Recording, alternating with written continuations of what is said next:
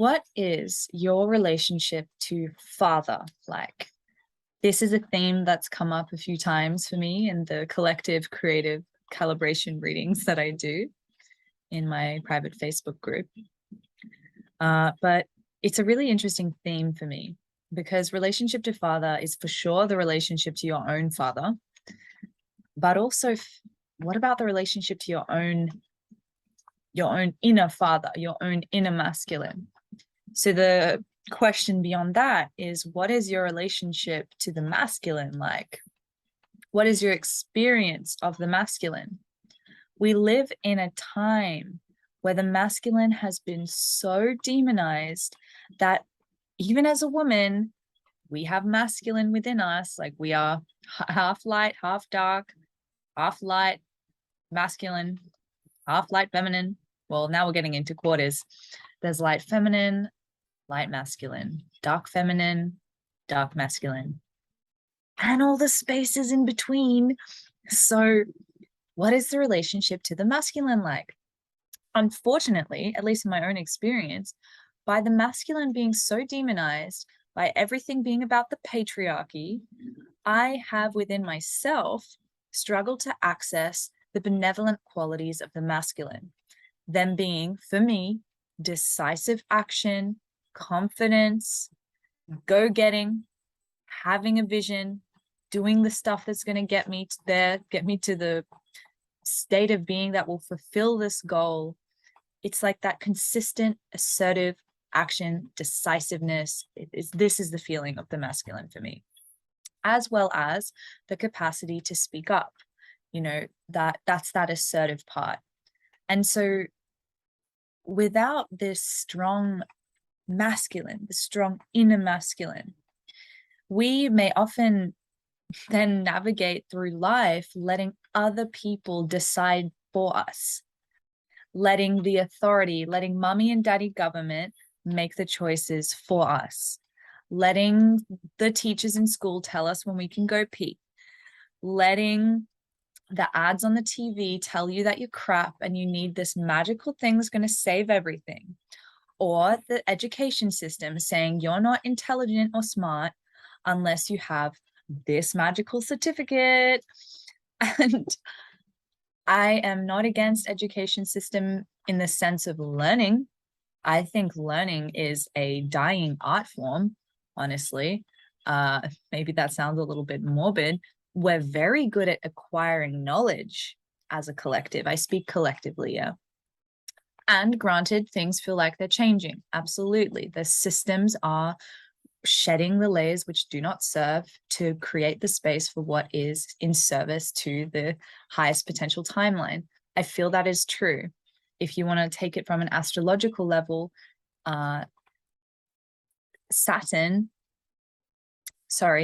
Pluto has been in Capricorn. Is that correct? Sophie, don't talk about astrology if you don't know what's happening. Okay, I'll drink to that. I don't really know what's happening, guys. Something about Saturn, something about Pluto. But these energetics are really extremely transformative. Saturn's all about the systems, time, boundaries, structures. And Pluto is very transformative, very much an energy of death for rebirth.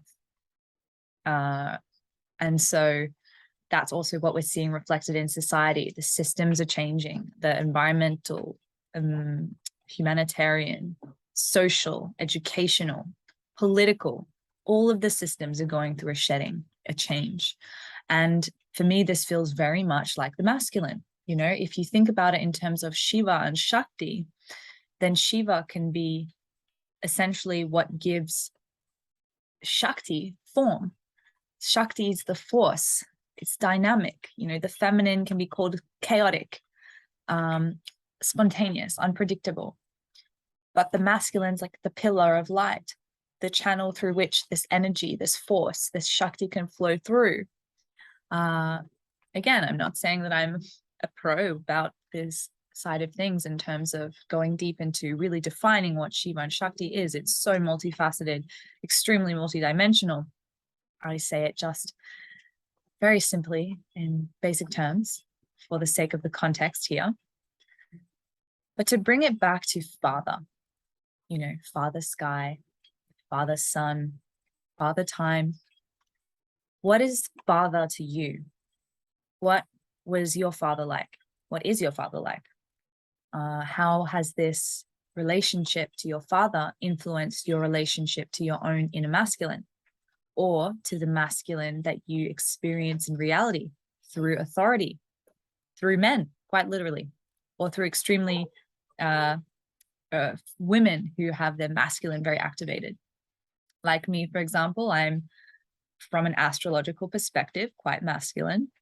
I definitely embrace the feminine flow, but also I can be like this, right? We all can be, sure. That's speaking to my last video about shadow integration. Good stuff. You should check it out if you haven't watched it. I just feel it's really important to speak about the side of things that people are demonizing. Like, what is the point of demonizing the masculine?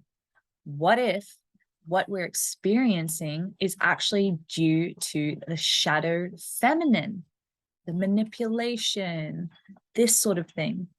Nothing is just existing alone. Everything's interconnected. If the patriarchy is a problem, well, there's something that caused it, right? And so to isolate just that, to put everything on just that, is doing a disservice to the interconnected web of reality that we exist in. A does not just equal B. Like, what even is A? What's B? Like, it's, I think I even referenced in my other video, it's all blurring into one. The mind wants to say that A equals B. The reality is that there's this moment, there's the next moment, there's the next moment. The future is existing as we are speaking, as I'm speaking right now, and so is the past. Time is not linear. We experience time in a linear fashion on planet Earth school and through our solar system. But on a more multidimensional level, there's no time, there's no space. This dimension, yes. And so also then, if you have a imbalanced relationship to father, then what's your relationship to time like? I can speak from experience. When I realized that I had an imbalanced relationship to the masculine, to the father, growing up in an environment where the father wasn't necessarily like celebrated, let's say, then I didn't celebrate the benevolent qualities of father, of time, structure, decisive action, moving through life without fear of failure, knowing that each action is serving the next and it's providing a foundation for me to build myself upon. And so I invite you to reflect here and now. Where are you feeling this void of the masculine? Where are you demonizing potentially the masculine? Do you have a poor relationship to routine, to consistency? Are you extremely indecisive? Do you have a trouble showing up in the world? Do you have a trouble sticking to something, devoting to something? Or is it pure like flow state, chaos land all the time? And yeah, there's room for that. I absolutely adore these flow states.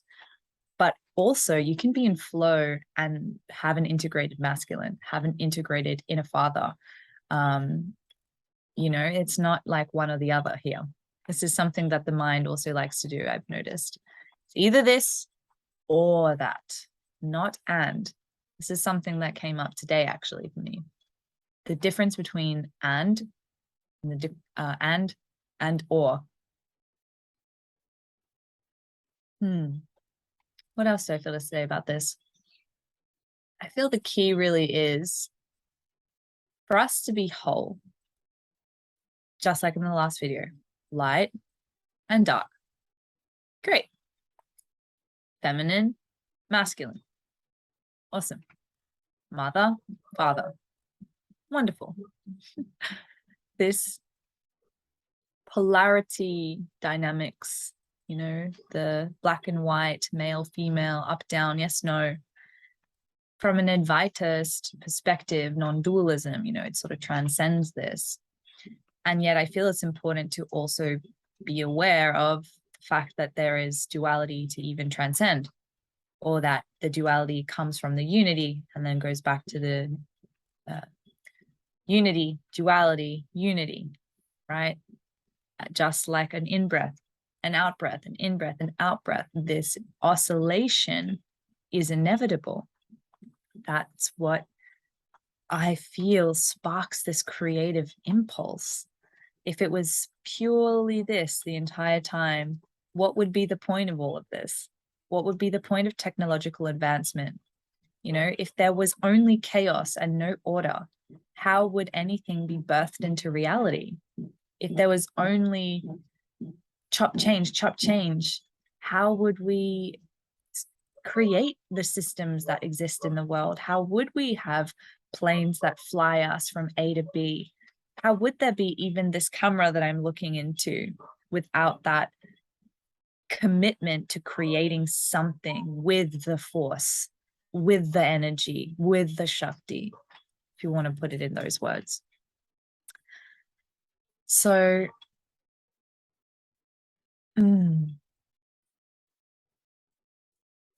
it also gets to this stage where, what's the relationship like with your mind? Let's say if the feminine, the mother, is the body, well, what is the masculine side? Well, on one side, there's a masculine, there's a right side of your body, which they say is the masculine. At least that's what I learned in psychic development.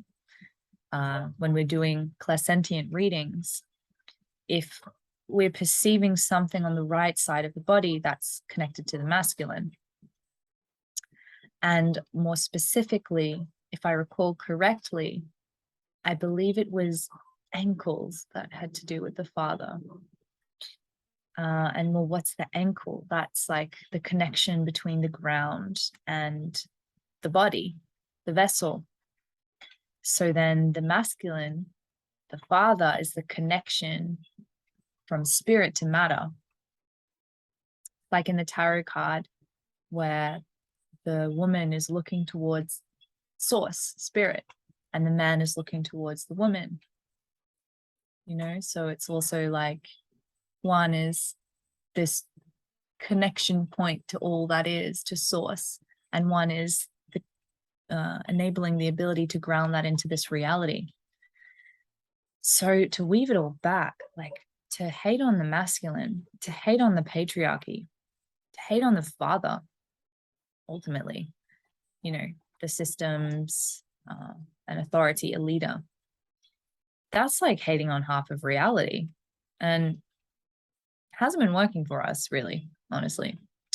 I'm not saying at all that there are not injustices that are crap, honestly, that there hasn't been a bunch of crazy towns that's happened on this planet that have been catalyzed by men, sure, who potentially even have experienced father wounding. I mean, that's a whole other story, the wounding, right? I'm not denying that existence. I'm not saying that that's okay. I'm not giving permission for that to happen again. No. The essence of me speaking about this is to start to bring more acceptance into the nature of reality, bring more awareness to our experience, our relationship with that, to bring more awareness to how we show up in the world and what beliefs, what conditions are shaping the way that we show up, are impacting the way that we can authentically relate with people if we come with prejudice and bias from our upbringing, from society. To strip that all back is to strip back the false layers of self. And when you strip back the false layers of self, you access what is called the blueprint. The blueprint is said to be housed within this space, the throat chakra. This is the chakra. This chakra has an electromagnetic field, which is essentially Another way of saying that this thing creates our reality a lot of the time. So whatever you speak, whatever you birth into this reality through the magic of your words, is definitely something to pay attention to, because you can heal with this, but you can also make worse with this. So if you are feeling there's imbalance within you with the masculine, with the father, with patriarchy, start to speak it out, process it, but also weave in as well a prayer of healing. Speak your experience. I have experienced this injustice, this sexual trauma, this abuse. It was done by a man. This is my relationship to my father. I felt ignored, or I felt talked over, whatever it is. Speak it out and offer a prayer.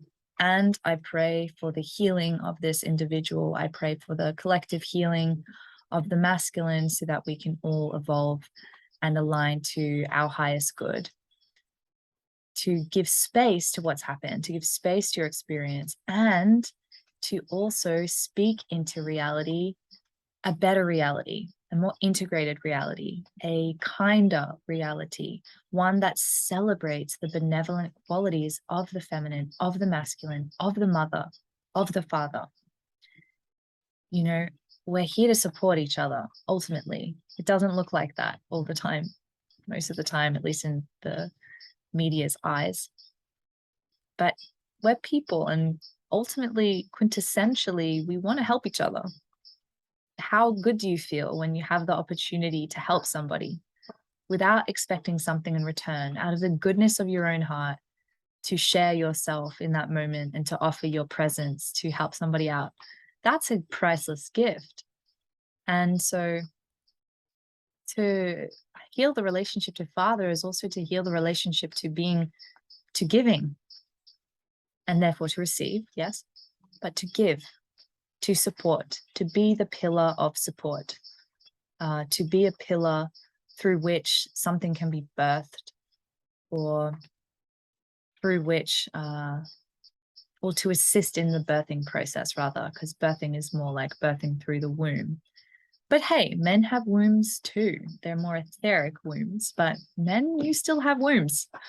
So take care of your wombs. So at the end of the day, we are multifaceted, multidimensional beings. Nothing is as it seems, and everything is changing. So the best thing we can do is to continue to gaze within, to project less onto the outside world, to blame the outside world less, to come back home to self-responsibility, to tune into, how am I contributing to this? How am I responsible for this in some way?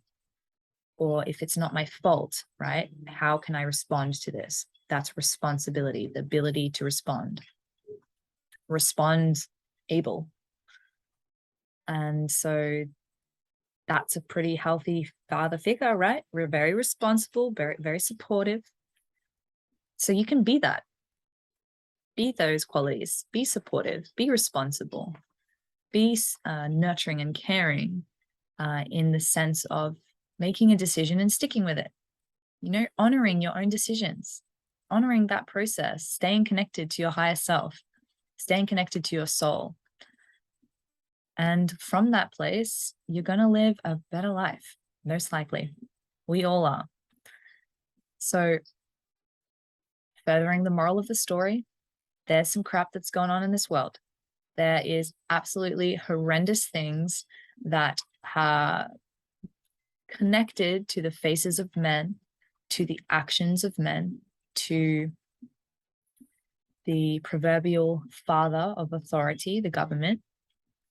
And there are many, many reasons why that's happened in history. It's not so much this caused that. It's very multifaceted. So to withhold projection as much as we can, focus on ourselves, focus on our own healing, Take responsibility for as much as you can. You know, if something happened to you that's not okay, hold that it's not okay, and send prayer of healing. That's one of the best things that we can do, to forgive, to be forgiven, to love, be loved, to be grateful, and to receive gratitude. Giving, giving, giving is receiving. All right. I feel that's all that I want to share today about this topic. Thank you for holding the space, for being here. And I will see you for the next chats with Sophie, whatever this series that's unfolding will become. For now, it's Sophie Chats. Okay. Bye.